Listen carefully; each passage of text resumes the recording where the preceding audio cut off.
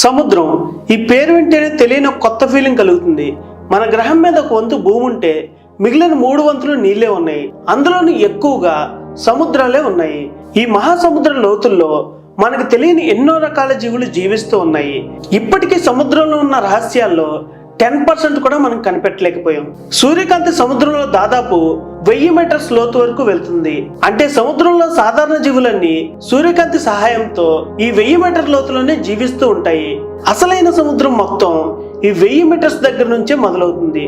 సూర్యకాంతి పడకపోవడం వల్ల 1000 మీటర్స్ దగ్గర నుంచి సముద్రం మొత్తం కటిక చీకటిగా మారిపోతుంది.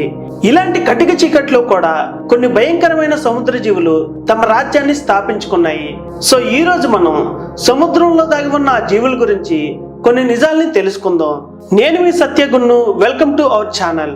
రెండవ ప్రపంచ యుద్ధ సమయంలో సముద్ర జీవుల గురించి ఒక ఆసక్తికరమైన సంఘటన బయటకు వచ్చింది. U-boat wreckage found. Crew claimed they were attacked by sea monster.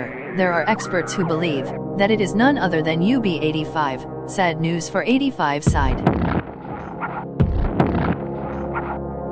Germans కి చెందిన UB-85 అనే బోటు యుద్ధానికి వెళ్తుండగా సముద్రంలో వాళ్ళకు ఒక వింతైన జీవి కనిపించింది.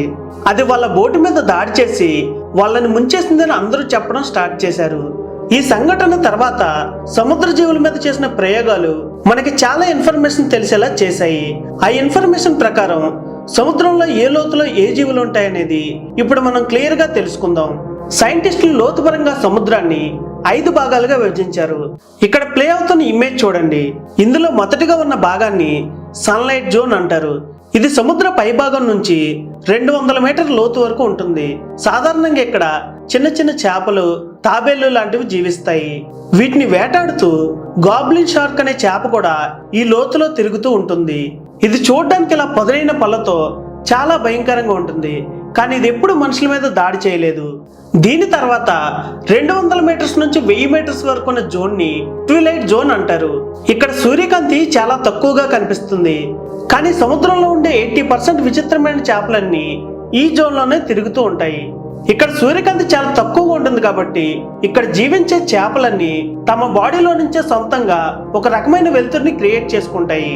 ఆ లైటింగ్ కి మిగతా చేపలు వాటి దగ్గరికి వెళ్ళగానే అవి వాటిని వేటాడి ఆహారంగా తీసుకుంటాయి. అంటే ఆ చేపలు చీకట్లో జీవించడానికి వీలుగా తమ బాడీ పార్ట్ ను ఒక లైట్ గా మార్చుకొని వేటాడడం నేర్చుకున్నాయి. ఇక్కడ జీవించే వింతైన చేపల్లో బ్లాక్ షాలోవర్ ఫిష్ కూడా ఒకటి. ఈ చేప చూడడానికి సన్నగా చాలా నార్మల్ గా ఉంటుంది. ఈ పొట్ట ద్వారా ఈ చేప దానికంటే 2 రెట్లు పెద్దగా ఉన్న చేపను కూడా ఈజీగా వేటాడి తినేస్తుంది. నెక్స్ట్ 3వ జోన్ వచ్చేసి డార్క్ జోన్. ఇది 1000 మీటర్స్ లోతు నుంచి 4000 మీటర్ లోతు వరకు ఉంటుంది. ఈ లోతులోనే మునిగిపోయిన టైటానిక్ షిప్ యొక్క అవశేషాలన్నీ మనకు కనిపిస్తాయి. చుట్టూ చీకటి, నీటి ప్రెజర్ కూడా బాగా ఎక్కువ. అయినా సరే ఇంత కఠినమైన పరిస్థితుల్లో కూడా ఇక్కడ ఎక్కువ సంఖ్యలో చేపలు జీవిస్తూ ఉంటాయి. సాధారణంగా స్పెర్మ్ తిమింగలాలు తమ ఆహారం కోసం ఈ లోతు వరకు ఈదుకుంటూ వస్తాయి. ఈ లోతులో చేపలు ఎక్కువగా ఎరుపు ఇంకా నలుపు రంగులోనే ఉంటాయి. చూడడానికి భయంకరంగా కనిపించే బ్లాక్ డ్రాగన్ ఫిష్ కూడా ఇక్కడే ఉంటుంది. సాధారణంగా సూర్యకాంతి లేకపోవడం వల్ల ఈ బ్లాక్ డ్రాగన్ ఫిష్ అనేది ఇక్కడ ఎవరికీ కనిపించదు. కానీ అక్కడ ఉన్న వాటర్ ప్రెజర్ ని తట్టుకునేలా ఒక సబ్మెరైన్ వేసుకుని మనం వెళ్ళినప్పుడు ఆ సబ్మెరైన్ లైటింగ్ కి ఆ బ్లాక్ డ్రాగన్ ఫిష్ అనేది మనకి ఇలా కనిపిస్తుంది. నెక్స్ట్ వచ్చేసి 4th జోన్. దీన్నే అబిస్ జోన్ అంటారు. ఇది చాలా ముఖ్యమైన జోన్. ఎందుకంటే మనం మాట్లాడుకున్న సముద్ర రాక్షస్ కూడా ఇక్కడే ఉంటుంది. ఇది 4000 మీటర్ల లోతు నుంచి 6000 మీటర్ల లోతు వరకు ఉండే జోన్. ఇక్కడ ఎక్కువగా జైంట్ స్క్వాడ్ అనే జీవి ఉంటుంది. ఈ జీవి రూపం ఎవరికి తెలియకపోవడం వల్ల దీన్నే సినిమాల్లో ఇంకా కథల్లో సముద్ర రాక్షస్ అని పిలుస్తూ రకరకాలుగా చూపించారు. కటిక చీకట్లో ఉండడం వల్ల ఈ జీవి రూపం ఎవరికీ సరిగా తెలియలేదు. ఒక్కోసారి దీని బాడీ సముద్రం ఒడ్డుకు కొట్టుకొచ్చినప్పుడు దానికి ఉన్న 8 కాళ్ళను చూసి దాని పైన బాడీ కుళ్ళిపోవడం వల్ల 8 కాళ్ళతో ఇంకా మనిషి లాంటి శరీరంతో ఉన్న సముద్ర జీవి అని చాలా మంది దీన్ని పొరపాటు పడ్డారు. కానీ 2004 సెప్టెంబర్లో ఒక సంఘటన జరిగింది. జపాన్ వాళ్ళు బ్రతుకున్న ఈ జీవి యొక్క ఫోటోని మొట్టమొదటిసారి తీయగలిగారు. Japan's ocean team found a giant squid rare footage. It has 8 legs and massive body.